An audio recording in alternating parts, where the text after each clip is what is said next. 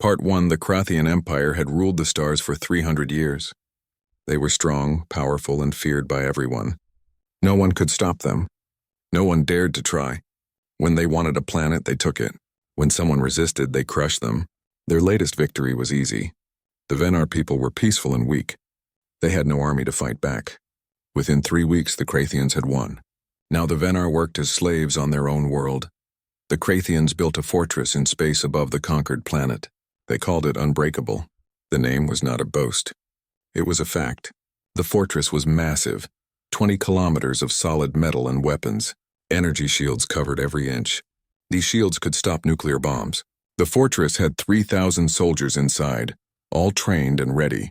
Automated guns watched every approach. Sensor systems detected anything that came close. For 300 years, the Krathians had built fortresses like this on every world they conquered. Not one had ever been attacked. Not one had ever fallen. High Commander Zelkith stood on the command deck. He looked down at the planet below. The Venar were working in the mines now. Soon they would forget they were ever free. That was how conquest worked. You broke their spirit first. The rest was easy. A junior officer approached. His voice was nervous. "Commander, we detected something at the edge of the system." Zelkith barely looked up. "What kind of something?" "Unknown, sir. The signature is very small. Maybe a scout ship. Maybe just debris from an asteroid." Zelkith waved his hand. "Ignore it. Nothing in this region can threaten us." He believed this completely. The Krathians had conquered 14 star systems.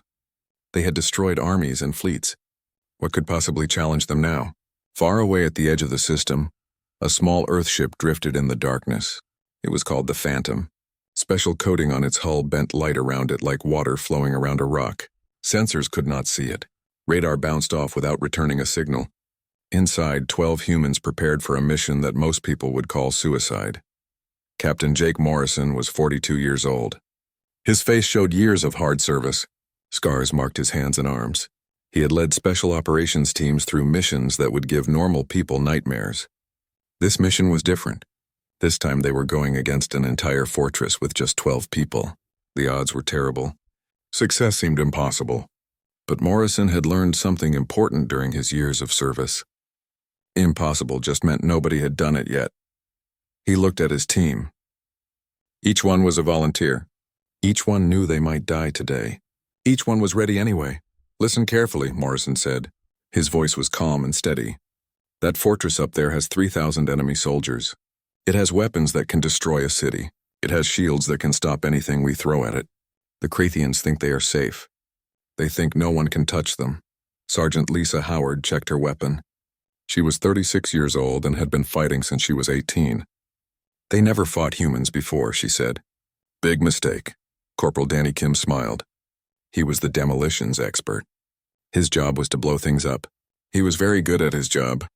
They took hostages. The Venar asked for help. We are going to give them help they will never forget. Lieutenant Ben Cooper studied the tactical display. He was the computer expert. If it had circuits, he could hack it. "I have our approach route ready. We have a 6-minute window when their sensors reset." "That is when we go in," Morrison nodded. "Remember what we are doing here. We are not trying to destroy their whole army. We are trying to prove something. We are proving that the Krathians can be beaten. We free the prisoners. We hit their command center. We show every slave in this empire that their masters bleed just like everyone else." The team was small, but each person was an expert. Amy Rodriguez was their medic. She could also fight better than most soldiers. Greg Palmer handled communications and electronic warfare. Kate Sullivan was their sniper. She could hit targets from distances that seemed impossible. The Turner twins, Chris and Alex, were assault specialists. Lieutenant Maya Chen was second in command and knew more about alien biology than most scientists. Sergeant Peter Blake carried the heavy weapons. He was so strong he could carry equipment that would break a normal person. They were all volunteers. They all knew the mission was dangerous. They all knew that 12 people against 3,000 was insane. They did not care. Sometimes doing the right thing meant doing the impossible thing. Morrison continued his briefing. "The Krathians call Earth a death world. They think it is an insult. They do not understand what it really means. Earth tried to kill our ancestors every single day. The gravity is twice what most aliens can handle. The weather destroys cities. Diseases force our bodies to build incredible immune systems. Animals hunt in packs and never give up. Our planet made us strong. Our planet made us stubborn. Our planet made us into survivors, Lisa Howard grinned.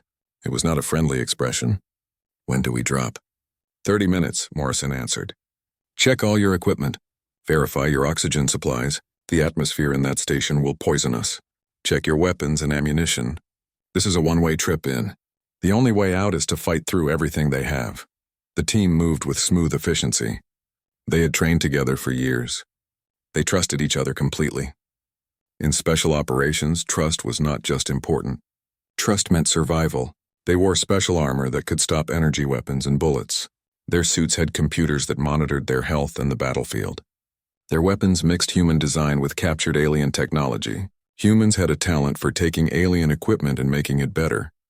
Danny Kim strapped explosive charges to his vest. Do they know we are coming? Ben Cooper shook his head. Not a chance. Their intelligence reports say humans are primitive. They think we barely know how to build spaceships. They think we are all brute force and no brains. Kate Sullivan checked her sniper rifle. Good. Let them think that. Makes our job easier. The Phantom moved closer to the fortress. Its engines made no heat signature. No electromagnetic radiation leaked out. Nothing would alert the Krathian sensors. The pilot was Commander Nathan Price. He had flown insertion missions that broke every rule of physics and common sense. This was just another day for him. 5 minutes to drop, Nathan's voice came through their helmets. Their shields are at full power. Sensors are active. You will be invisible for exactly 6 minutes and 40 seconds.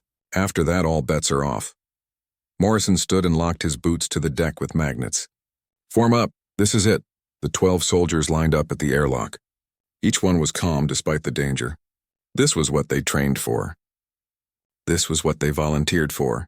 A chance to show the galaxy that humanity did not need huge fleets or superior technology. Sometimes all you needed was courage and determination. 30 seconds. Nathan counted down. Morrison looked at his team one final time. For the Venar, for Earth, for everyone who has been told they cannot fight back. Let us go to work. The airlock opened. 12 humans dropped into space. They fell toward a fortress that had never been breached. They fell toward an enemy that had never been beaten. They fell toward a mission that intelligence said had a 4% chance of success. The Krathians were about to learn why you never corner a species from a death world. Part 212 figures fell through the darkness of space. Their armor made them nearly invisible against the stars. The Krathian fortress grew larger as they approached. It looked like a giant metal mountain floating in space. Blue energy shields covered its surface, glowing softly. Weapons pointed in every direction. It was designed to be impossible to attack. Ben Cooper watched his wrist computer carefully. Numbers scrolled across the small screen. He was tracking the shield frequency. The Krathian shields were incredibly strong. They could stop missiles and energy weapons, but they had one tiny weakness. Every few minutes, the shields had to reset. For just a microsecond, there was a gap. Ben had found that gap. 30 seconds to shield penetration, Ben said calmly. His fingers moved across the controls. He had to time this perfectly. Too early or too late and they would hit the shields and die instantly. The team fell in complete silence. They trusted Ben completely. He had never failed them before. He would not fail them now. Mark, Ben said quietly. All 12 soldiers passed through the shield wall. The shields did not detect them. No alarms sounded. The Krathians still had no idea anyone was coming. They landed softly on the station's outer hull. Magnetic boots and gloves locked them to the metal surface. Morrison gave a hand signal. The team began moving toward a maintenance airlock. Earth intelligence had found this entrance. It was small and used only by repair drones. The Krathians never thought anyone would try to use it. Danny Kim reached the airlock first. His fingers worked quickly on the lock mechanism. Standard Krathian security, he whispered. They really do not expect visitors. This will take 30 seconds. Kate Sullivan took up a guard position. Through her rifle scope, she could see the automated defense turrets. They were sleeping right now, unaware of any threat. She watched them carefully, ready to shoot if any turret activated. The airlock opened with a soft hiss. The team slipped inside one by one. They moved through service corridors like shadows. Every movement was silent. Every step was calculated. They had trained in Earth's harshest environments. The deep ocean where pressure could crush steel. Mountain peaks where the air was too thin to breathe. Desert heat that could kill in hours. This was just another mission. Internal sensors ahead, Greg Palmer warned. His equipment detected the electronic sweeps. 20-second cycle pattern. Maya Chen pulled out a small device. It was human technology that the Krathians would not recognize. Activating spoof signal. Their sensors will show empty corridors. Everything normal. The team moved deeper into the station. They used maintenance shafts and service tunnels. The Krathians thought these spaces were too small for anyone to use. They were right for most species. But humans were different. Human ancestors had been hunters who could squeeze through tight spaces to chase prey. That ancient skill served them well now. Level 7, Morrison said, checking his display. Intelligence says the Venar prisoners are in detention block 12. That is 3 levels down. Command center is on level 3. We split here. Lisa Howard nodded. My team extracts the prisoners. You take command. Morrison divided the squad. Lisa took Amy Rodriguez, Danny Kim, and Chris Turner. Morrison kept Maya Chen, Ben Cooper, Kate Sullivan, Greg Palmer, Peter Blake, and Alex Turner.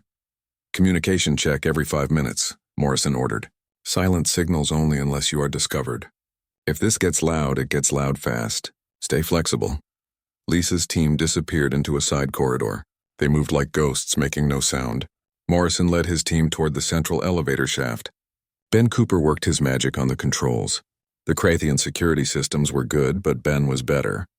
He had been hacking computers since he was 12 years old. This was what he lived for. They went up in the elevator in complete silence. Each person was focused and ready. Fear was natural. Fear kept you alert. But they had all learned to use fear as a tool. It made them faster, sharper, more aware. This was a gift from their evolution on Earth, a planet where being slow meant being dead. Level 3. The command center was close now. Morrison could feel the tension building. They had come this far without being detected. That was about to change. The next phase would be different. Loud, violent, fast. Kate Sullivan moved to a position overlooking the command center entrance. Through her scope, she counted 12 Krathian guards. Each one carried plasma rifles. Each one wore heavy armor. They were professional soldiers. Veterans of many wars, they had never fought humans before. That was their mistake. Guards in position, Kate whispered. I can take 6 clean shots. The others are behind cover. Wait for my signal, Morrison replied. He turned to Peter Blake. Ready? Peter lifted his heavy plasma cannon. The weapon weighed 60 kilograms. Most humans could not even lift it. Peter carried it like it was made of plastic. Always ready. Greg Palmer had connected to the station's communication system. He listened to the Krathian chatter. They are talking about shift rotations. Complaining about food, no alerts. They have no idea we are here. Morrison smiled behind his helmet. Then let us wake them up. Ben, kill their communications. Greg, broadcast our message. Kate, weapons free on my mark. Everyone else, we go loud in 3, 2, 1 mark. Kate's rifle fired first. The weapon was nearly silent. A Krathian guard fell. Then another. Then another. By the time the Krathians realized something was wrong, half their guards were dead. Peter Blake's plasma cannon roared. The sound was deafening.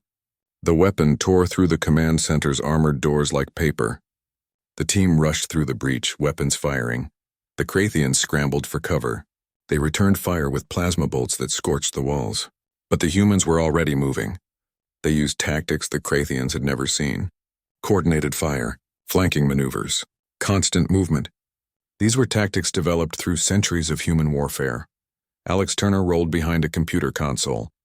He came up shooting. 2 Krathians fell. Maya Chen threw a flashbang grenade. The explosion filled the room with blinding light. The Krathians had sensitive eyes. The flash blinded them completely. Maya moved through them like a dancer, her movements precise and deadly. Morrison was in his element. This was what he was born to do. Small team. Overwhelming violence. Complete commitment. He moved through the command center with his weapon blazing. Every shot counted. Every movement had purpose. Command center secure, he reported. Ben, lock it down. Greg, send the message. Ben Cooper's fingers flew across the Krathian computer systems. He took control in seconds. Station command is ours. Locking out all override attempts, Greg Palmer activated the broadcast. His message went out on every frequency. Every language, every channel. This is Captain Jake Morrison of Earth Special Operations Division. The Krathian Fortress Unbreakable has been compromised. Your command structure is under our control. The age of your conquest is over. We are humanity. We do not abandon those who ask for help. The message spread across the entire star system, on every ship, every monitoring station, every planet. The Krathian Empire heard it. The enslaved species heard it. Everyone heard it. High Commander Zelkith stared at his dead communication panel. His mind could not accept what had just happened. His fortress, his unbreakable fortress, taken by 12 soldiers. It was impossible. All units, he snarled into his emergency communicator. Command center has been taken. Converge and eliminate the hostiles. I want no prisoners. 3,000 Krathian soldiers began moving toward level 3. They were angry. They were embarrassed. They were determined to crush these invaders through sheer numbers. Morrison checked his ammunition. He smiled. Here they come. Time to show them what Earth soldiers can do. Meanwhile, 3 levels below, Lisa Howard's team had reached the detention block. 20 Krathian guards stood between them and the Venar prisoners. The guards were alert now. The alarm had been raised throughout the station. They knew something was happening. Amy, can you speak Venar? Lisa asked. Amy Rodriguez nodded. Basic phrases. Enough to tell them we are friends. Good, Danny, can you open those doors? Danny Kim studied the heavy detention block entrance. Reinforced metal. Electronic locks. I can blow it open, but it will be very loud. Chris Turner checked his weapon. Then we better move fast once those doors open. Lisa had already planned their escape route. There is an escape pod bay 2 corridors away. We load the prisoners into pods. Launch them to the planet's surface. The Krathians will not be able to stop them all. What about us? Danny asked. Lisa grinned. We improvise. That is what we do best. She gave the signal. The team moved fast and hard. Chris Turner went first. His weapon spoke with deadly accuracy. 3 guards fell before they could react. Amy Rodriguez followed close behind. She fought with a grace that made combat look like art. Danny Kim threw small grenades that exploded with stunning force. The Krathians tried to fight back, but they were overwhelmed. Lisa's team moved through them like a storm. Brutal, efficient, unstoppable. At the detention doors, Danny placed his explosive charges. Fire in the hole! The explosion blasted the doors apart. Inside, 50 Venar prisoners huddled in fear. They were small and delicate. Their large eyes showed terror. The Krathians had conquered them easily because the Venar were a peaceful species. Amy stepped forward. She spoke in halting Venar. We are friends. From Earth, we will free you. Part 3. The first wave of Krathian soldiers hit the command center like a tsunami. They came from 3 directions at once. Professional, organized, overwhelming. They expected to crush the humans through sheer numbers. There were 3,000 of them and only 12 humans. Victory seemed certain. They were wrong. Peter Blake had positioned himself at the main corridor. His heavy plasma cannon created a wall of fire that nothing could cross. The Krathians tried anyway. They were brave soldiers. They charged forward with discipline and courage. But courage could not stop plasma bolts that melted armor and flesh. Bodies began to pile up in the corridor. The Krathians kept coming. They thought Peter would run out of ammunition eventually. They did not understand human engineering. Peter's weapon had a special power cell that would last for hours.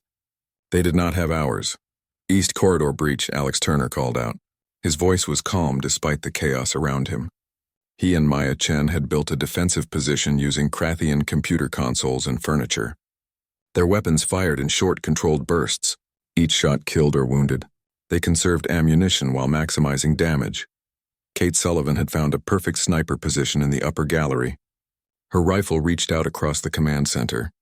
Every time a Krathian officer tried to organize the attack, Kate would fire. The officer would fall. The Krathian assault began to lose organization as their leaders kept dying. Ben Cooper fought a different kind of battle. He sat at the command console, fighting Krathian computer experts who were trying to regain control of their own station. His fingers moved like lightning across the keyboard, building firewalls, launching counterattacks, defending their position in the digital world while his teammates defended it in the real world. They are trying to vent the atmosphere on this level, Ben reported. His voice stayed calm. Blocked. Now they are trying to lock the doors and trap us. Blocked. Wait, they are activating internal defense turrets. Morrison was at the western corridor. His rifle spoke steadily, each shot dropping an enemy soldier. Can you stop the turrets? Not all of them. The system has physical backups I cannot hack remotely. Ben sounded frustrated. We will have automated guns shooting at us in 90 seconds. Greg Palmer listened to enemy communications. They are pulling back, regrouping for a coordinated assault with heavy weapons. We have maybe 3 minutes. Morrison's mind worked through the tactical situation quickly. They had proven the fortress could be breached. That was the primary objective. But they would not survive a long siege against 3,000 enemies. Time to change the game. Ben, can you access the station's power grid? Ben looked up.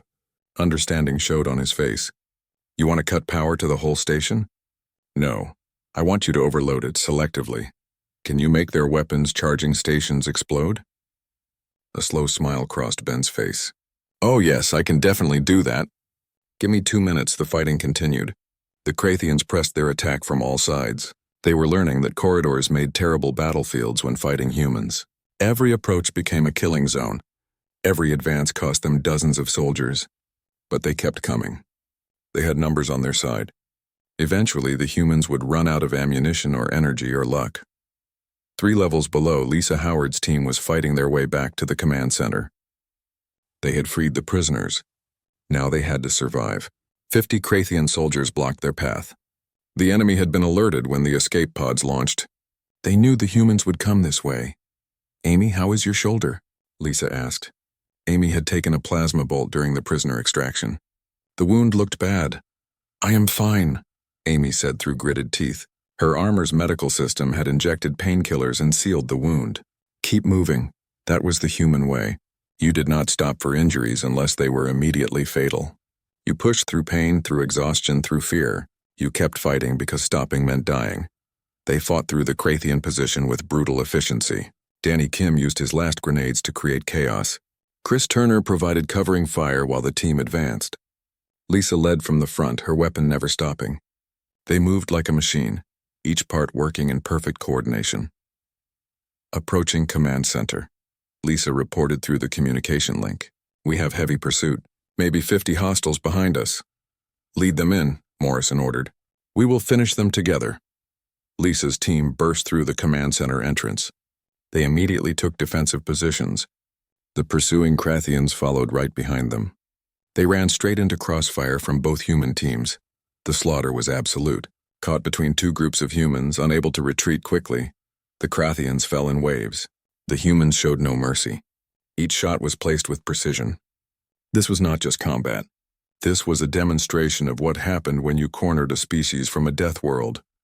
Command center is not sustainable, Morrison announced. We made our point. Time to leave. Ben, start that reactor overload. Everyone else fighting retreat to level 5, move now. The team began their withdrawal. It was a complex maneuver that required perfect timing. They leapfrogged backward. Each person took turns providing covering fire while others moved. It was a tactic refined through countless human wars, battles fought in jungles and cities and deserts, knowledge paid for in blood. The Krathians pursued. They sensed victory. The humans were retreating. Now it was just a matter of hunting them down. They did not know they were walking into a trap. Ben Cooper triggered the reactor overload when the team reached the halfway point. Deep in the station's core, emergency systems activated. Massive amounts of radioactive coolant vented into space. Alarms blared throughout the fortress. Radiation warnings flooded every Krathian communication channel. The pursuit stopped. The Krathians checked their sensors in panic. Radiation levels were spiking. They had to retreat to shielded areas or risk contamination. Keep moving, Morrison urged. We have maybe 10 minutes before they realize the radiation will not reach the interior corridors. They fought through 2 more Krathian positions. The battles were desperate. Close range, brutal. Amy Rodriguez took another hit to her already wounded shoulder. The impact spun her around. Danny Kim grabbed her and pulled her to cover while Chris Turner provided covering fire. I am fine, Amy gasped. Her armor's medical system pumped more drugs into her system. Keep moving. Level 5 appeared ahead. The High Commander's private hangar was there. The entrance was guarded by 20 elite Krathian warriors. These were not regular soldiers. These were the finest fighters the Empire had produced. They wore advanced armor. They carried weapons that could punch through reinforced steel. Morrison did not slow down. "Peter, make an opening." Peter Blake's plasma cannon roared one final time. The sustained burst overwhelmed the elite guard's shields through pure firepower. The team poured through the breach, weapons firing, moving with a ferocity that shocked even the elite guards. The battle in the hangar was brief and savage. The Krathians were skilled, but they had never faced opponents like this. Humans who treated wounds as minor problems. Humans who fought with coordination that seemed telepathic. Humans who simply refused to stop no matter what was thrown at them. When the last guard fell, the team stood among the bodies. They were breathing hard but victorious. The High Commander's personal shuttle gleamed in the hangar bay. Sleek, powerful, fast. "Ben, can you fly that?" Morrison asked. "I can fly anything," Ben replied. He sounded more confident than he felt. "Probably." They rushed into the shuttle. The team quickly familiarized themselves with the Krathian controls. Kate Sullivan took the weapons console. Greg Palmer worked on communications. The others secured themselves for what would be a rough departure. "Opening hangar doors," Ben reported. "This will be interesting. Every gun on this station will be aimed at us." "Then we better be faster than their guns," Morrison said. "Go now." The shuttle screamed out of the hangar. Ben pushed the craft to its absolute limits. Plasma fire filled the space around them. Krathian defense turrets opened up from every direction. Kate returned fire. Her targeting solutions found weak points in the station's armor. They rocketed away from the unbreakable. The massive fortress shrank behind them. Alarms still blared across its levels. Fires burned in dozens of sections. Small explosions continued as damaged systems failed. The symbol of Krathian invincibility looked broken, wounded. "The Phantom is moving to intercept," Greg reported. "Commander Price has our extraction vector locked." They were going to make it. Against impossible odds, against 3,000 enemies, against a fortress designed to be impregnable, they were actually going to survive. Ben Cooper's sabotage continued to wreak havoc across the station. Weapons charging stations exploded throughout the fortress. Armories became death traps. Entire sections lost power. The Krathian soldiers scrambled to respond, but their systems were failing faster than they could repair them. High Commander Zelkith stood in Emergency Operations Center. His main command center was destroyed. His fortress was crippled. His reputation was ruined, all because of 12 humans. 12 soldiers from a species he had dismissed as primitive. "Status report," he demanded. His aide's voice shook. "Command and control systems are offline. Power grid is unstable. We have fires on 17 levels. The human sabotage programs are..." Part 4, the observation deck of the Phantom was quiet. The 12 members of the Special Operations team stood together, watching the damaged Krathian fortress grow smaller in the distance. Lights flickered across its surface. Small explosions continued to blossom where systems failed. Emergency pods launched sporadically as non-essential personnel evacuated. The great symbol of Krathian power looked broken and bleeding. Amy Rodriguez sat in the medical bay while a doctor worked on her shoulder wound. She had been shot twice during the mission. Both times she had kept fighting. The doctor kept shaking his head in amazement. "Most people would have passed out from the pain." Amy had just accepted it and moved on. "You are incredibly lucky," the doctor said. "Another inch to the left and this would have hit an artery. You would have died in minutes." Amy shrugged with her good shoulder. "But it did not hit the artery. So I am fine." That was the human attitude. What almost happened did not matter. Only what actually happened was important. Focus on the mission. Deal with problems as they come. Never waste time worrying about what might have been. In the observation deck, Morrison studied the tactical reports. Greg Palmer had compiled data from the entire mission. The numbers were staggering. 12 humans against 3,000 Krathians. They had killed or wounded approximately 300 enemy soldiers. They had freed 50 prisoners. They had crippled the station's command structure and caused massive damage to critical systems. And they had all survived. "Scan reports show the damage is extensive," Greg said. "Their command and control infrastructure is basically destroyed. Power grid will take months to repair. They cannot operate as a military base in this condition." Lisa Howard was monitoring communications from the planet's surface. All 50 Venar escape pods made it down safely. "The colonists are organizing rescue operations. Every single prisoner we freed is alive." That was what mattered most. Not the tactical victory, not the strategic implications. 50 innocent people who would have spent their lives as slaves were now free. That was why they had risked everything.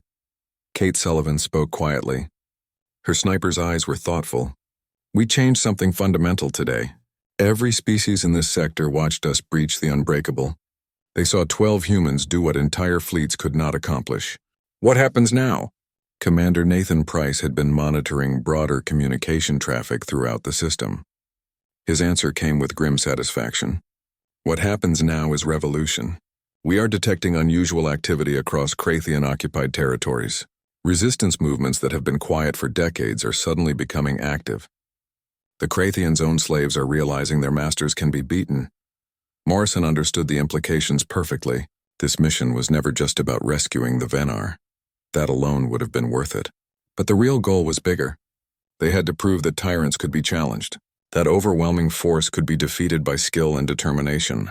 That hope was possible. Humanity had arrived on the galactic stage recently. They had outdated technology. Most species dismissed them as violent primitives from a death world. Some feared them. None truly understood them. Now they would understand. Earth did not need vast fleets or superior weapons. They had something more valuable. Warriors who refused to quit. People who would throw themselves into impossible situations for the sake of others. Survivors who had been forged by a planet that spent millions of years trying to kill them. We are receiving a transmission, Greg announced, from the Venar colony. They want to speak with the human commander. Morrison moved to the communications console. A holographic image appeared. It was the elderly Venar female that Amy had spoken to in the detention block. She looked different now. Hopeful, determined, alive in a way she had not been as a prisoner. Captain Morrison, she said. Her voice carried across the light years between them. I am Elder Senna of the Venar people. I speak for all my kind. We owe you a debt we can never repay. You came for us when we had lost all hope. You risked everything for strangers. Morrison shook his head gently. We did what anyone should do. What we hope others would do for us if our situations were reversed. Your people deserved freedom. We were honored to help you reclaim it. Senna's expression grew fierce. The Krathians will return. They will seek revenge for this humiliation. Let them come, Morrison replied firmly. They will find we are not going anywhere. Earth stands with the Venar now, and Earth does not abandon its friends. It was a promise that carried real weight. Humanity might be newcomers to the galactic community, but they were already developing a reputation, stubborn, loyal, absolutely refusing to back down from a fight they considered righteous. After the transmission ended, the team dispersed. They needed rest. They needed to heal. They needed to process what they had accomplished. Morrison remained in the observation deck, watching the damaged Krathian fortress disappear from view as the Phantom accelerated away. Maya Chen joined him. Her dark eyes were thoughtful. Do you think we did the right thing? We potentially started a war. The Krathians will not forgive this. They might come after Earth itself. Maybe, Morrison acknowledged, but I would rather face them standing than live kneeling. That fortress represented everything wrong with this galaxy. The strong preying on the weak. Might making right. Conquest for its own sake. Someone had to prove it could be challenged. And that someone had to be us. 12 people against an empire? Morrison smiled slightly. 12 was enough. Throughout human history, small groups of determined people have changed the world. A handful of warriors holding a mountain pass. A few dozen revolutionaries declaring independence. A small group of students demanding freedom. We are not special, Maya. We are just the latest in a long line of humans who decided some things are worth fighting for. She considered that carefully, then nodded. So what happens next? We go home. We debrief, we train, and we wait to see what ripples we created. But I suspect this is not over. Other species will reach out. Ask for help. Want to learn our tactics. The galaxy is changing. We are right in the middle of it, he was correct. In the days that followed, Earth's diplomatic channels became flooded with communications. Some species expressed outrage at humanity's violent intervention. They said Earth had no right to interfere in galactic affairs. Others expressed cautious interest in establishing relations. They wanted to know more about this species that could accomplish the impossible. And several species, those who had suffered under Krathian rule, sent quiet, encrypted messages. They asked if Earth might be willing to help them too. They asked if humans could teach them to fight back. The team was debriefed extensively by Earth's military command. Their actions were analyzed and discussed at the highest levels of government. Some politicians were horrified at the risk. They worried about escalation, about retaliation, about starting a war humanity might not be ready to fight. Others saw opportunity, a chance to establish Earth as a power that stood for more than self-interest. A chance to build alliances based on shared values rather than convenience. Eventually, a decision was made. Earth would help form the Coalition for Free Species, a loose alliance of worlds committed to defending against aggressive expansion, supporting the right of all species to self-determination. Earth would contribute not vast fleets but something potentially more valuable: training, tactics, the indomitable human spirit. The 12 members of the team were offered promotions, medals, positions of honor. Most declined. They preferred to remain operational, ready for the next impossible mission, because they knew with certainty there would always be another mission, another group of innocents needing help, another tyrant who needed to learn that might does not make right. Amy Rodriguez recovered fully from her shoulder wounds. She added 2 more scars to her collection. She wore them with quiet pride. Each scar was a story. Each story was a mission completed. People saved, tyrants defeated. Danny Kim began teaching demolitions to soldiers from allied species. He spread human ingenuity across the galaxy. He showed them that sometimes the best weapon was not the biggest one. Sometimes you just needed to know exactly where to place a small explosive charge. Kate Sullivan continued to serve as the team's guardian angel. Her sniper rifle reached out across impossible distances. Her shots never missed. Enemy leaders learned to fear open spaces, to fear giving orders, to fear the invisible hunter who could end their life from a kilometer away. The Turner twins became instructors in close-quarters combat. They taught aliens how to fight in tight spaces, how to use terrain, how to turn an enemy's strength against them. Their students were amazed at human adaptability, at the ability to fight effectively in any environment. Ben Cooper worked with alien computer scientists. He shared human approaches to electronic warfare. His students were shocked at how aggressive human hacking techniques were. Most species built careful, elegant intrusion programs. Humans just smashed through security like a sledgehammer through glass. Greg Palmer established a communications network that allowed resistance movements to coordinate across light years, encrypted channels that the Krathians could not intercept, secure methods for sharing intelligence and planning operations. The network became known as the Freedom Channel. Peter Blake continued to carry weapon. Part 5. 20 years passed since the raid on the Unbreakable. The galaxy had changed in ways no one could have predicted. The story of 12 humans breaching an impregnable fortress became legend. It was taught in military academies across 100 worlds. Parents told it to their children. Resistance fighters whispered it in the darkness before launching their own operations against oppressors. The details were sometimes embellished. The numbers inflated. The danger exaggerated, though those who knew the truth insisted no exaggeration was necessary. 12 humans really had done the impossible. That fact alone was more incredible than any fiction. Captain Jake Morrison was 62 years old now. His hair had gone gray. More scars marked his weathered face. He had led countless missions in the 2 decades since the Unbreakable. Each one seemed impossible. Each one succeeded. He was a legend among Earth's Special Operations Forces, among alien militaries too. His name was spoken with respect and sometimes fear. He stood now in a training facility on Earth. Before him were 30 young soldiers from 6 different species: humans, Venar, 3, other races who had joined the Coalition for Free Species. They were the best their worlds could produce. They had volunteered for the most difficult training program in known space.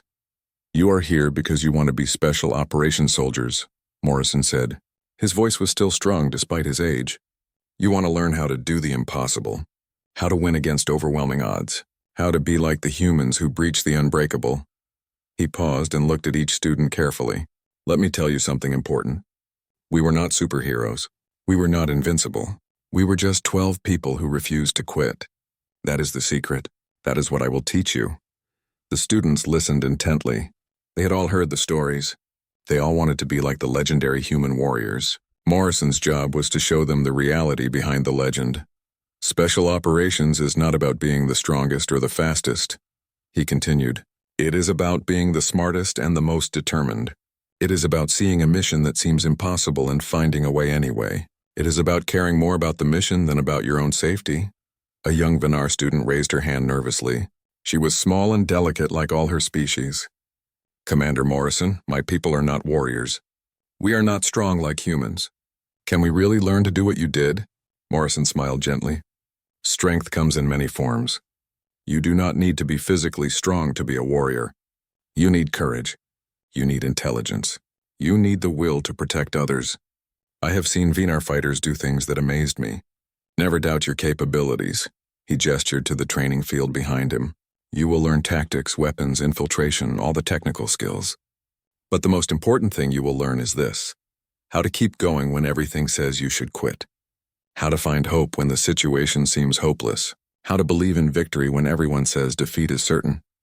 The training program Morrison designed was brutal, not because it was physically punishing, though it was that too. It was brutal because it forced students to confront their own limitations and push past them, to do things they thought impossible.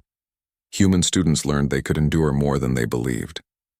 Alien students learned that humans were not naturally superior warriors. They just had a different mindset, a refusal to accept defeat that bordered on insanity. One exercise involved small teams infiltrating a mock fortress. The fortress had overwhelming defenses, sensors, guards, automated weapons. The exercise seemed impossible to complete successfully. That was the point. Morrison watched as team after team failed. They would get caught, get pinned down, eventually give up and surrender. After each failure, he would debrief them. Not harshly, but honestly. You gave up too early, he would say. You saw a problem and assumed it was insurmountable. Did you try every option? Did you adapt when your first plan failed? Did you keep thinking, keep fighting until you found a solution? Slowly, the students began to understand. Special operations was not about following a perfect plan. Plans always failed. It was about adapting, about finding new solutions when old ones stopped working, about refusing to quit no matter what happened. A human student asked Morrison about the unbreakable mission during a break. Sir, when you were inside that fortress surrounded by 3,000 enemies, did you ever think you were going to die?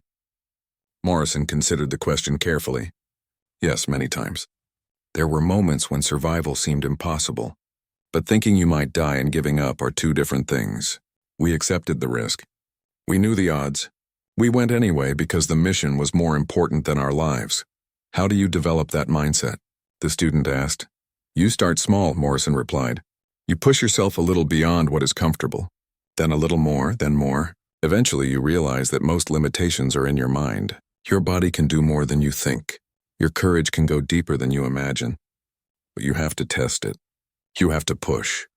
Across the galaxy, the impact of that first mission continued to spread. The Coalition for Free Species had grown to include 23 member worlds. They did not have the largest fleet. They did not have the most advanced technology. But they had something valuable, a shared commitment to freedom, a willingness to defend each other, and human military advisors who taught them how to fight smart. The Krathian Empire had diminished significantly, not through military defeat. They still had powerful fleets, but through the slow erosion of their empire.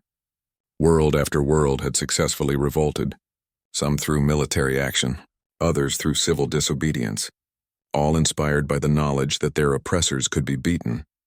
The Krathians blamed humanity for everything.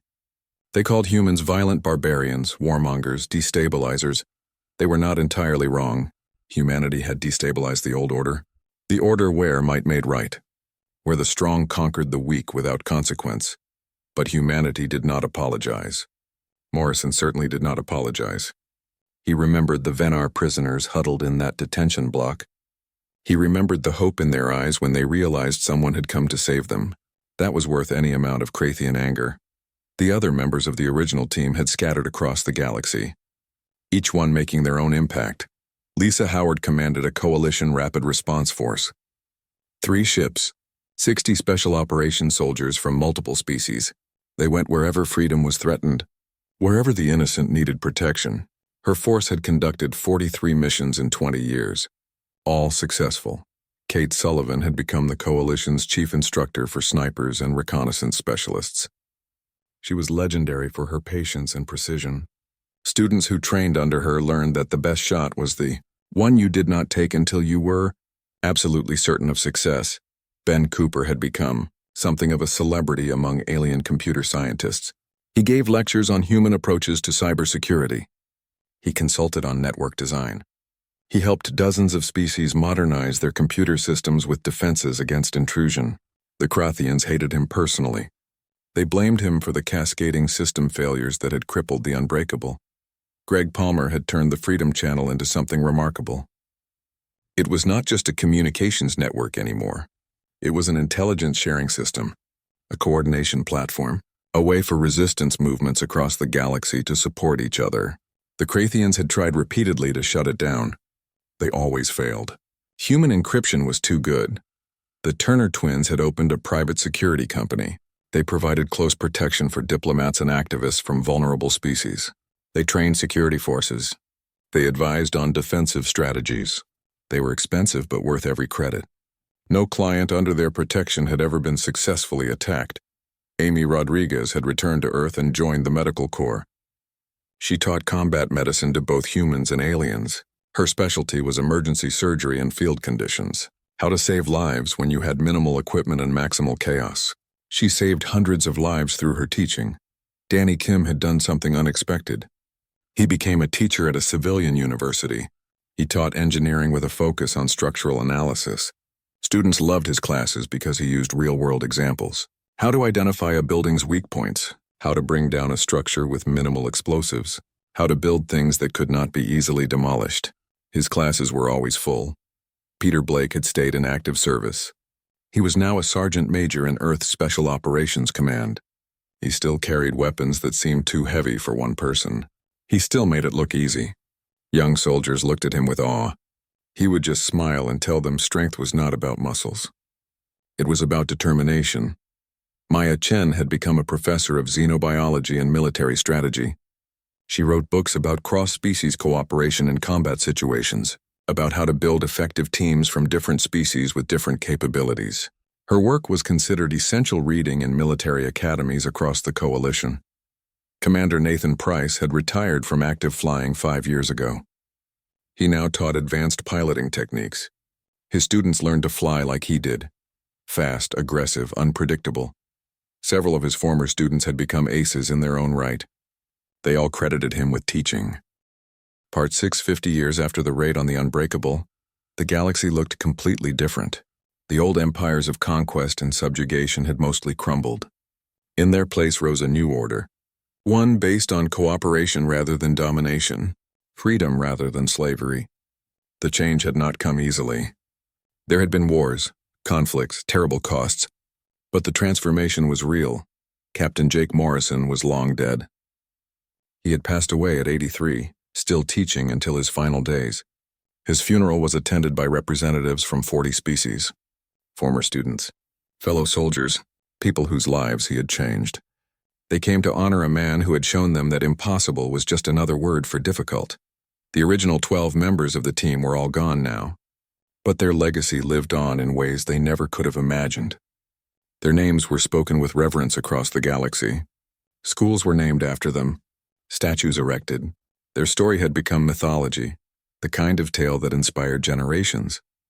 On Earth, in a museum dedicated to the Coalition for Free Species, visitors could walk through a recreation of the Unbreakable Fortress. They could see the corridors where 12 humans had fought 3,000 Krathians. They could stand in the command center where Morrison had broadcast his message of defiance.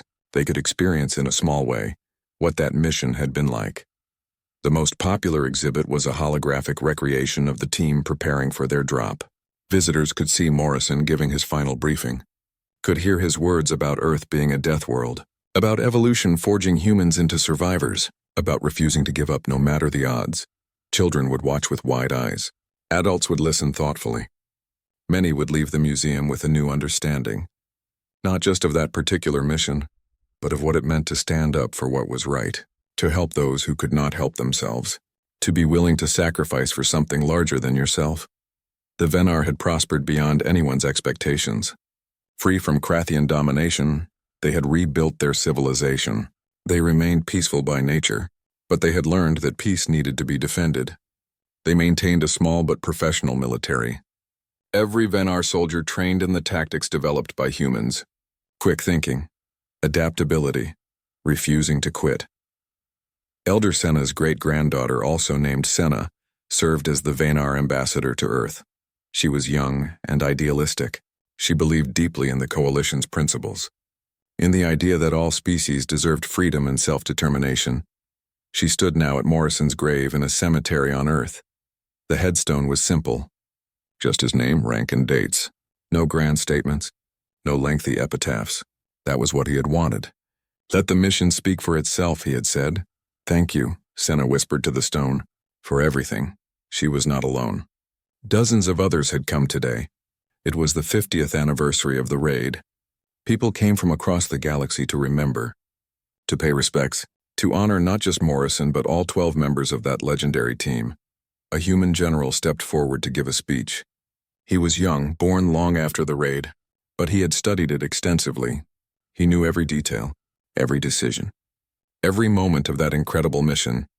50 years ago, he began, 12 people changed the galaxy, not through superior weapons, not through vast fleets, but through courage, determination, and an absolute refusal to accept the unacceptable. They saw innocent suffering and decided to help. They saw impossible odds and decided those odds were wrong. He paused and looked at the gathered crowd. Humans, Venar, dozens of other species, all united by shared values, all inspired by a story of 12 warriors who had done the impossible. The raid on the Unbreakable was not the end of tyranny in the galaxy, the general continued. It was the beginning of the end. It proved that oppressors could be challenged, that empires built on conquest could be toppled, that freedom was not just a dream but something worth fighting for. The crowd listened in silence. Many had tears in their eyes. The story still moved people half a century later, still inspired them, still reminded them why freedom mattered. We honor these 12 warriors today, the general said, but we also honor everyone who followed their example. Everyone who stood up to oppression. Everyone who helped those who could not help themselves. Everyone who proved that might does not make right. After the ceremony, people gathered in small groups. They shared stories, memories, legends. An elderly human woman approached Senna. She walked with a cane. Her hands shook with age, but her eyes were bright and sharp. You are Venar, the woman said. It was not a question. Yes, Senna replied. My great-grandmother was one of the prisoners freed that day. The old woman smiled. My grandfather was Peter Blake, one of the 12.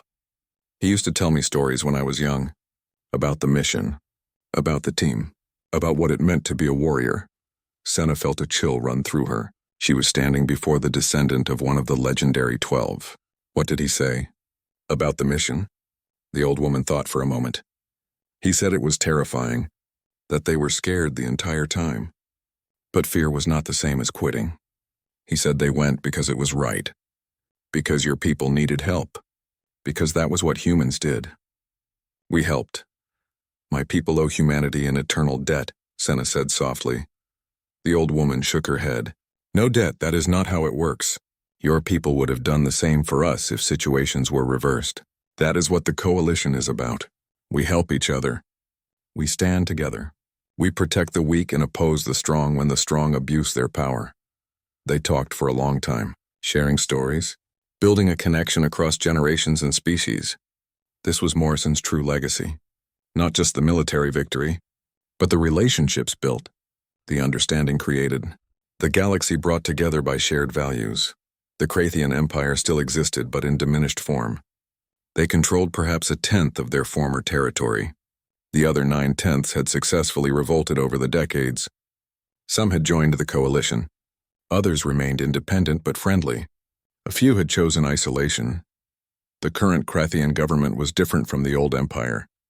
They had embraced democracy, rejected conquest. They were trying to atone for centuries of oppression. It was a difficult process. Many species could not forgive, could not forget, but progress was being made slowly. A young Krathian diplomat attended the memorial service. He stood at the back feeling uncomfortable but determined to be there. His people had been the villains of the story, the oppressors, the empire that needed to be stopped. He could not change that history, but he could acknowledge it, learn from it, work to ensure it never happened again. After the ceremony, he approached the memorial wall where the names of the 12 were inscribed. He read each name carefully. Morrison, Howard, Sullivan, Cooper, Palmer, Rodriguez, Kim, the Turner twins, Chen, Blake, Price, 12. Names that had changed everything. They were remarkable, a voice said beside him. The young Krathian turned to see an elderly human man. He was in his 70s, still fit and alert. You are not one of the original 12, the Krathian said. You are too young. No, the man agreed. But I trained under Morrison. I was one of his students. He taught me everything I know about special operations, about leadership, about doing the right thing even when it costs you. What was he like? The Krathian asked. As a person, I mean. The stories make him seem like a hero from legend. The old man smiled. He was just a person. He had doubts, fears, he made mistakes like everyone else. But he had this quality, this ability to keep going when everyone else wanted to quit. He believed that if something needed doing, you found a way. No excuses, no surrender, just determination and creativity. My people hate him, the Krathian said quietly. They blame him for the Empire's fall. And what do you think?